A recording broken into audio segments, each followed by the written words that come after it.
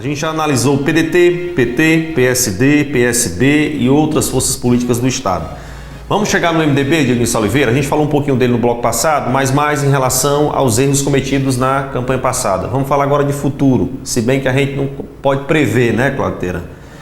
A gente pode analisar o cenário atual. E dentro desse cenário, como é que, na sua opinião, o MDB se encaixa nesse jogo, já que é aliado de Camilo, mas não se entende com o Ferreira Gomes, que são aliados, tanto PT como PDT, pelo menos da ala camilista?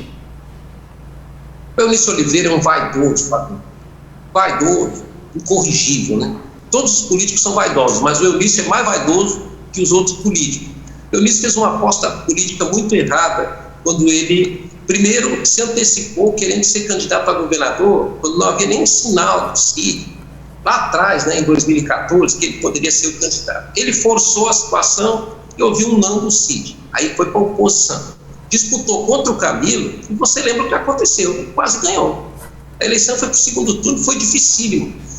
O Dionísio, a partir daí, cresceu mais ainda na política, e virou presidente do Congresso Nacional. O que fez o Dionísio com esse capital político? Jogou na lata do lixo e voltou para o grupo político de onde ele havia saído. Isso aí foi pessimamente recebido pelo eleitor, né? O Dionísio imaginou que poderia ser reeleito senador mais fácil se ele voltasse para o grupo político. Me lembro de uma declaração que o Cid Gomes deu à época. O Cid disse assim: olha, se eu fosse ele, eu ficava na oposição. O Cid tem declaração, tem filmado isso aí. O Cid dizendo: olha, se eu fosse ele, teria ficado na oposição. O Dionísio volta e hoje ele está na seguinte situação: se ele quiser realmente um mandato, só tem um jeito para ele, deputado federal, né? Ele se elege, mas ele não quer, porque a vaidade dele é muito grande para ele topar voltar no tempo, voltar às origens e recomeçar como deputado federal. Isso não interessa para ele. A partir daí, como ele vai se colocar nessa sucessão? Vai depender muito, como ele mesmo tem dito, da vontade do Camilo. Eu não duvido que o Dionísio até saísse candidato, apostando numa falta de acordo político entre os Ferreira Gomes com o PT, né?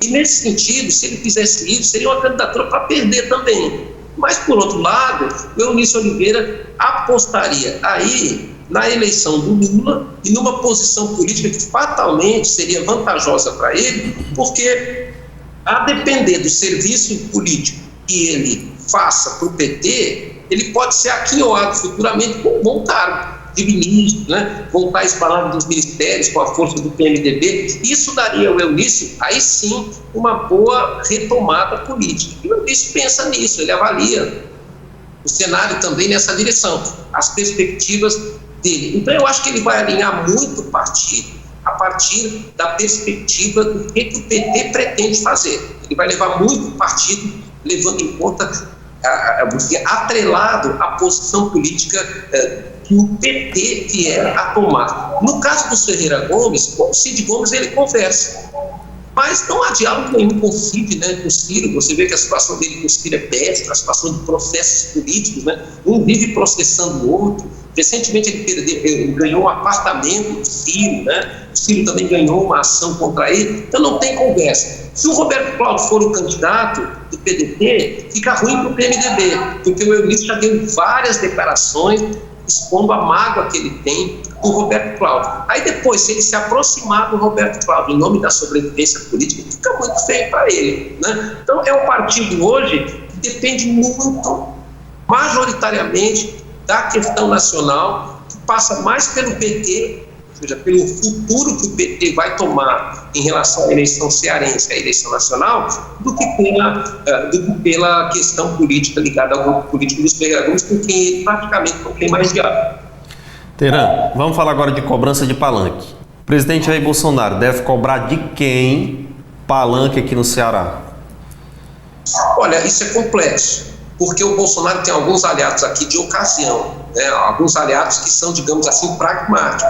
O pessoal do Centrão aqui do Ceará, que está pegando trator lá com o Bolsonaro, esses aí, Bolsonaro pode esquecer, eles só iriam com o Bolsonaro se o Bolsonaro estivesse muito bem politicamente e estivesse extremamente competitivo. Agora, o Bolsonaro vai ter que cobrar apoio aqui de quem nem precisa ele cobrar, porque, por exemplo, o André Fernandes é aliado dele de verdade, né? Mas não tem essa força política que imagina que tem.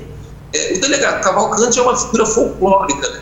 de apoio ao presidente Bolsonaro. Aí tem o casal, né? Silvana e Jaziel, que brigam nos bastidores para pegar o comando do PL aqui no Ceará, coisa que eu acho que dificilmente eles vão conseguir.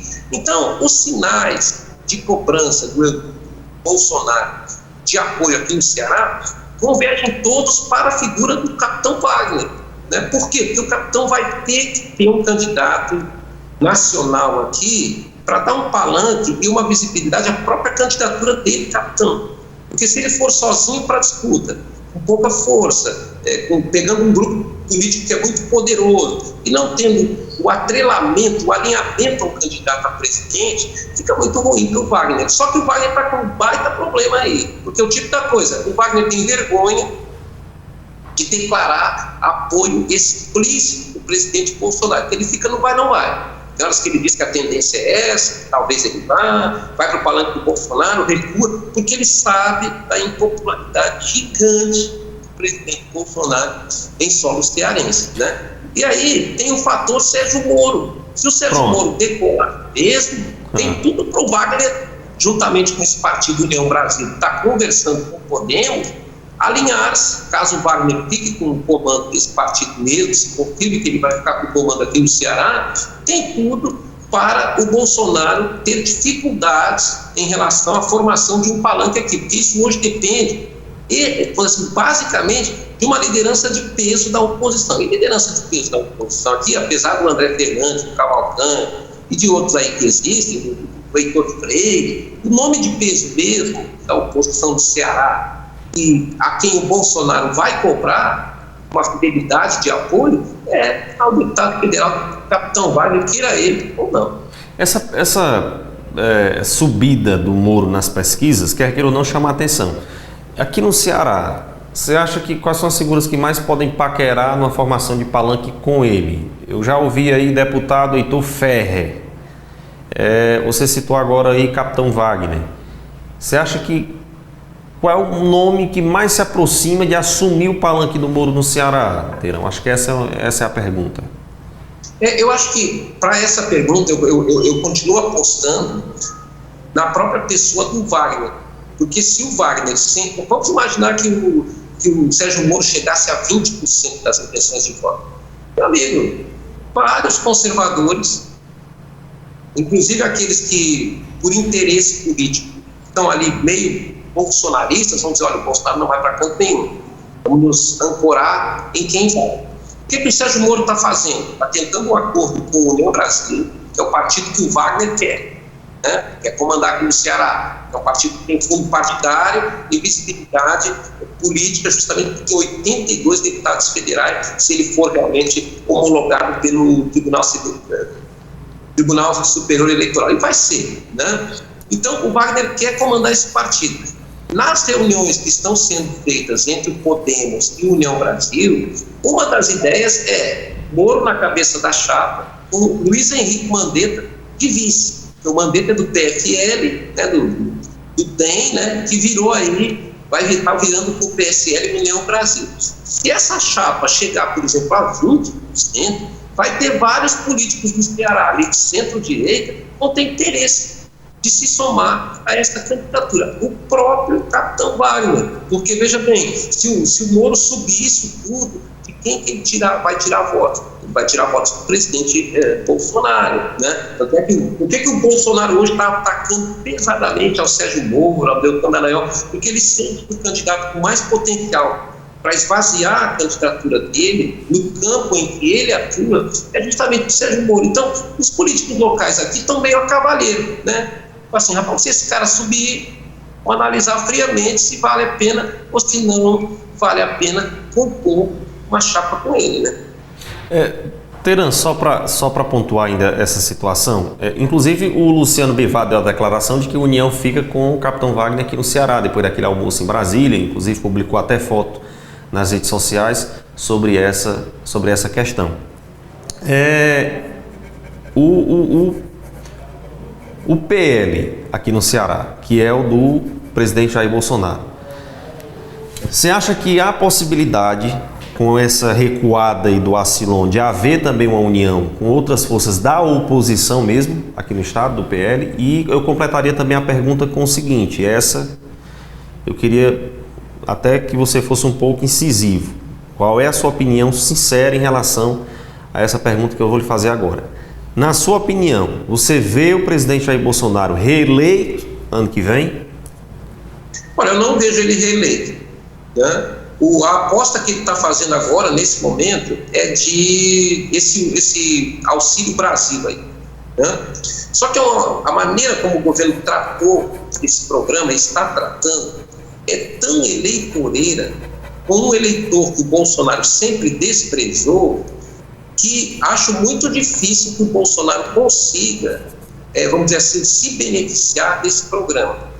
O programa de transferência de renda, ele destacou muito a figura do ex-presidente Lula, e o Lula vai disputar a eleição, e o Lula vai puxar para ele isso aí, até porque foi ele mesmo que ampliou, foi ele mesmo que deu o destaque que deu. Esse programa, o auge dele, ele mudou o paradigma das classes sociais no Brasil, porque o pessoal da classe C subiu para a classe B, muita gente. O pessoal da classe D e E passou a ter um padrão de vida que foi reconhecidamente melhor, ficou melhor. Então o Lula tem muito mais cabedal político e credibilidade política para capitalizar um programa como esse, que o Bolsonaro não consegue disfarçar que a intenção dele é apenas tão somente eleitoreira, inclusive pelas declarações que ele sempre deu contra os programas de transferência de renda. Então, assim, tirando isso, tem todo o conjunto da obra. O eleitor brasileiro, espero, inclusive, digo para você de peito aberto, espero que o eleitor brasileiro não cometa o erro de eleger o presidente Bolsonaro, que é uma pessoa que não merece estar no cargo que ocupa. É uma pessoa que foi um desastre, vai ficar na história como o pior de todos os presidentes brasileiros. Então, é uma pessoa que não tem condições de ser reeleito, porque ele vai isolar ainda mais o Brasil, ele vai atrasar ainda mais o país, vai sabotar ainda mais a agenda política mundial dentro do território brasileiro. Então, não faz o menor sentido manter uma pessoa com tão baixas condições no cargo de presidente da República. A partir daí, Fabiano, vamos dizer assim, tudo vai depender, claro, obviamente que tudo vai depender da vontade do eleitor. O Bolsonaro também não está quieto. Ou seja, a partir desse União Brasil aí, desse Auxílio Brasil, ele vai tentar criar um ambiente político de se viabilizar e de melhorar a imagem dele a ponto de se colocar como uma alternativa para continuar no poder. Tá? Pessoalmente, penso eu que ele não chega lá, ele não tem habilidade política, tá? Dessa vez não tem facada, dessa vez ele vai ter que ir para debate. Tem todo o conjunto da obra macabra dele como presidente a ser exposto e colocado. As pesquisas hoje mostram o Bolsonaro como um político isolado, que voltou a ter somente os fanáticos como seus apoiadores, aqueles 20 e poucos % ali, ou seja, ele perdeu aquele eleitor que votou nele só para tirar o PT do poder. Então as perspectivas para ele eu não vejo como positivas. E obviamente a partir disso, o político cearense aqui, um PL desse, um Acilon Gonçalves desse, um Domingo Ciro e outros ali que estão naquele satélite político, eles vão medir friamente o cenário e para onde vão. Tem casos, por exemplo, vamos botar um exemplo aqui, esse União Brasil. União Brasil vai ficar com o Wagner, certo? Mas é o tipo da coisa. Quantas pessoas o partido vai perder se ficar com o Wagner? Quantas pessoas o partido vai perder se ficar com o Chiquinho Feitosa? Porque o martelo não está batido ainda. Embora o Luciano Bivar tenha dado aquela declaração, com foto, tudo mais, o martelo não está batido. E a política está muito profissionalizada, ou seja, esse pessoal vai para o lado que eles sentirem que tem mais sombra para colocar a sua cadeira de balanço, meu caro Fabiano.